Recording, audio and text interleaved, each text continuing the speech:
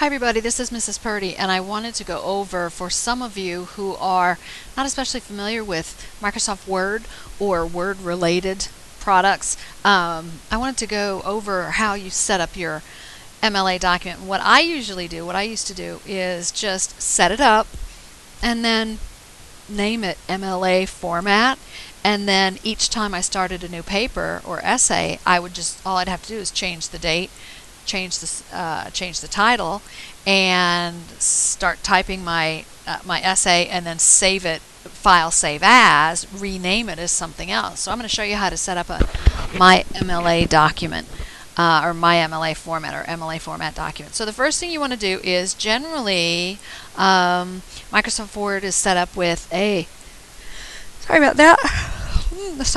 default 1-inch margin all the way around. So you click on, you've got a series of tabs: Home, Insert, Design, Page Layout.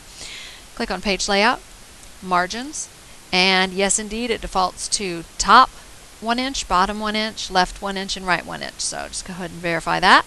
Now, so the top left, you start typing your name, and also I see that this is not Times New Roman. So let's set it to Times New Roman. So highlight your text if you've already typed. If not, just go to Home. This is Calibri. Pull the drop down menu, and if you start typing Times, it'll automatically autocomplete Times New Roman. Hit Tab and 12 and then hit Return. You'll notice it changed the text. Okay? So now the whole document should be Times New Roman. Remember that unless you highlight the text you've already written unless you highlight the text you've already typed, it will not change anything prior to the time when you change the font. So you've got to highlight everything and change your existing font. So I hit Return, and this is your instructor, Mrs. Purdy, and this is English 1101. Hit Return, and the date, the format for the date for MLA is 9 February 2015. Hit Return. So that's your heading. This is called your heading, not to be confused with your header, which we'll do after we do our title. So you'll notice the default is all your text is left justified, which means it's lined up against your left margin. For the title, however, you want to center it. So you click over to the centered text. It even looks like the text is centered. And then you type title. And rules for capitalization for titles is that the first and the last words are capitalized, and only the important words in between. Alright, so you'll notice after I hit Return from title, it's going to want to keep this centered, but that's not where the text goes. We have to make sure you set it back to left justified. Alright, I think you'll notice if the text is centered, and then you're going to have to if you forget this step, you'll be able to see fairly clearly that all your lines don't line up here. So then you just have to highlight the text and click it back to left justified. Alright, so left justified, centered, back to left justified. Alright, so you hit Return. You don't need to space more than once. All you need is one blank line between the title and the body, and begin typing here. Okay? Alright, now you need to insert your header and your page number. Click the Insert tab. Now I call this a header simply because it's up in the margin portion. Microsoft Word typically sets this at a 1/2 inch from the top. Notice your margins are 1 inch all around. Your header will be inside the margin, and it's going to be a 1/2 inch from the top. So let's make sure you're inserting page number, top of page. You're going to want to do it on the right, as shown right here. Alright, now it does have a page number, but MLA requires you to have your last name and a page number. So go ahead and hit click up here and click the space bar and type your last name and then a space. Actually, your last name and a space. And make sure you can close the header, but before you do that, make sure that this too is Times New Roman 12. Alright? Because it looks like it's all set to Calibri. Alright, so this is your header, last name and page number. Just to show that the page number changes, As you continue, once again, you will see that it's numbered page 2. All right, but your last name doesn't change. Okay, so I would just save this as my MLA format. And then when I started to type another document, when I was ready to do my argument essay, I would change the date.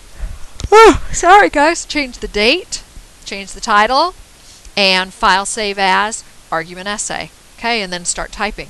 That way you always go back to this. When you pull up MLA format, you'll always go back to this basic outline or basic setup. All right, that way you don't have to look it up each time. All right, that's what I do. Now, a couple things. The document setup is different than the works cited setup. The works cited is not a separate document.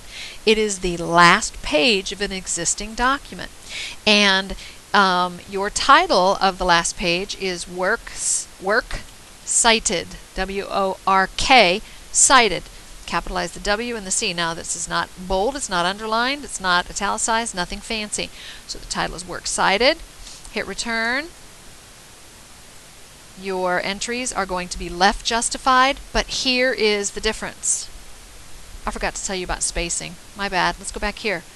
Your spacing should be double spaced. Here's how you set your spacing to double. Don't hit return, because if you go and edit any of this text, your spacing is going to get all wonky. So what you want to do is, there's a paragraph here. Click the pull down menu. All of these, indentation left and right, and spacing before and after should be set to 0, and it's not. So I'm going to set that. All of these should be 0. Now, my line spacing should be double.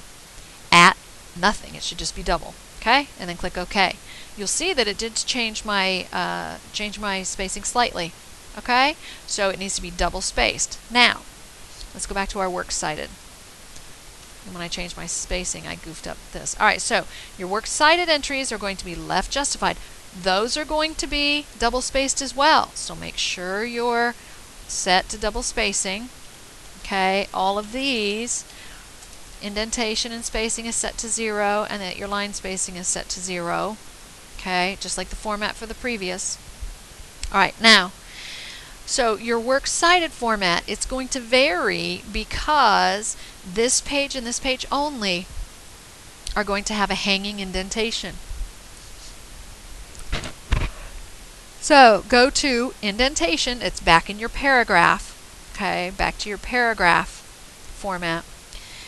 This should all be set to 0 and double space.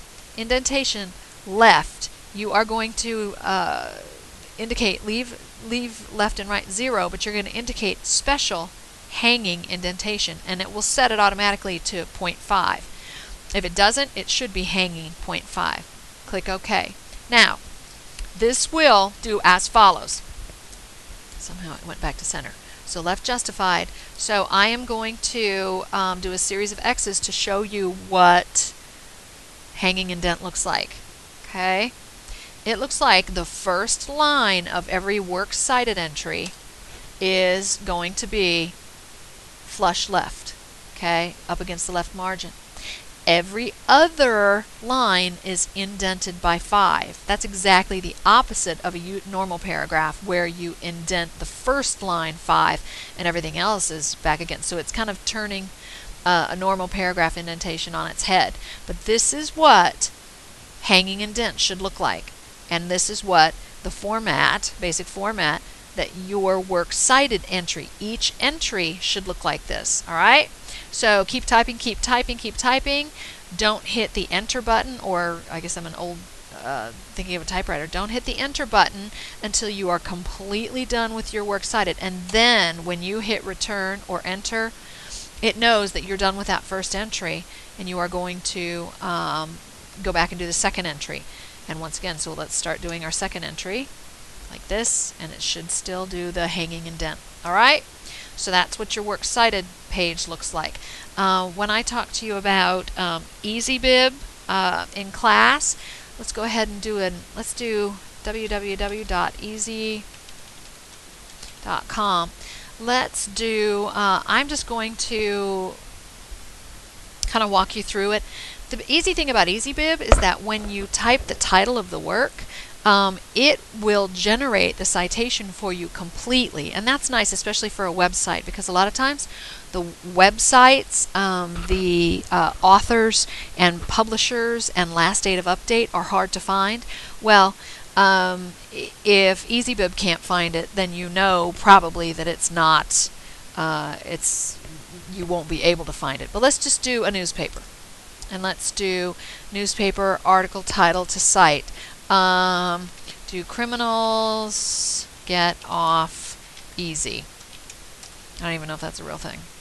We'll see what we come up with. That was the title of my work, and it was in a newspaper. Doesn't matter whether it's online or whether it is paper. All right. So here's let's just say that it is too easy for criminals to get off. Okay. So it's going to look for titles related to this, and if there's all 59 options, there's 59, so I'm going to look for, is this the right title, is this the right author, does it look like this is the right publication? Let's just say mine's from the Washington Post. Okay, I'm going to click on that. Actually, I'm not going to click on it. I'm going to cite this. Okay, and it will fill in all the necessary information. It'll do that for a book, for a journal, provided, of course, that it's in the database. Okay? So your source type is newspaper article. There's the title. It doesn't have contributors, so apparently it must be like an op-ed or something from the editor. Site or newspaper title is Washington Post. This was online because it's telling you it's a website publication. There's the URL. MLA does not require us anymore to display the URL, so it automatically defaults to no. This is when it was published, and this is the date it was accessed today. So I'm going to create my citation. And what's nice about EasyBib as well is that I can create all my citations, and it will keep, this is what my citation looks like if I want to copy and paste it. But it will keep all of my citations, and it will put them in alphabetical order. Because there is no author, this one is going to be alphabetized by the first word of the article. So I'm going to keep that, and then I'm going to cite a book. And so I have to select book. The title. Okay. Let's see, something about criminology. Sorry, they're having a party here. Okay, so they are looking at books with the title criminology in them, and I'm going to choose the one that I used. And let's just say it's by Larry J. Siegel. So I'm going to go ahead and cite this.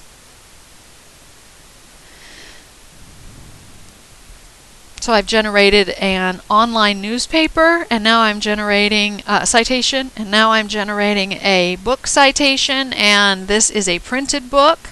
It's gone ahead and filled in the publication information for me. Publisher, city of publication, date, the author. I am citing the whole book, so I'll create my citation.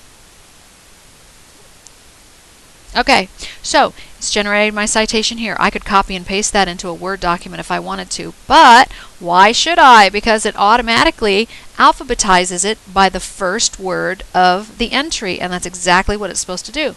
So I will select this, and I will export it, and I'm going to export it to Word. I don't want to print it, I want to copy and paste it. Or you can save it to Google Docs if you want.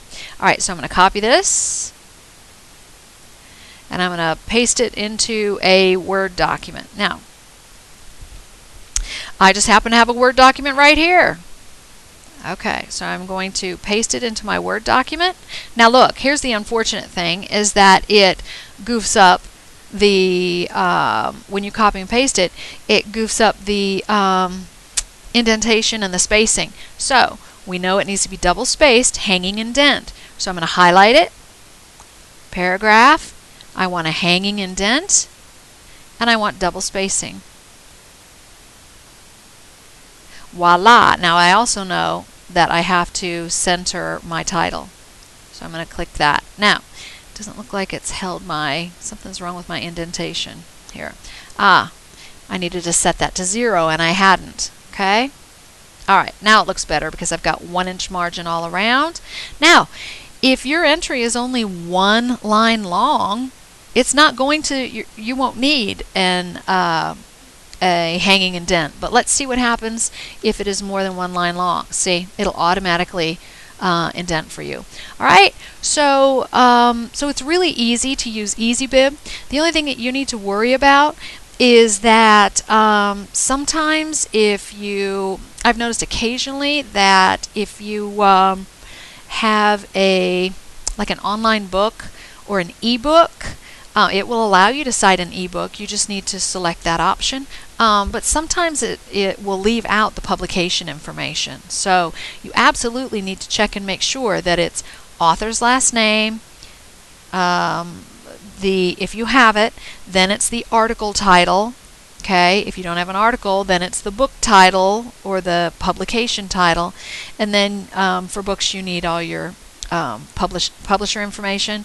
For this, since this is online newspaper, you need date of access information. So I just let it do it for me. It even alphabetizes it. You just need to set up the spacing and the hanging indent. So I hope that helps. If you have any questions as you're doing your rough draft or your working draft, be sure you let me know and I'll see what I can do. Thank you. Talk to you later.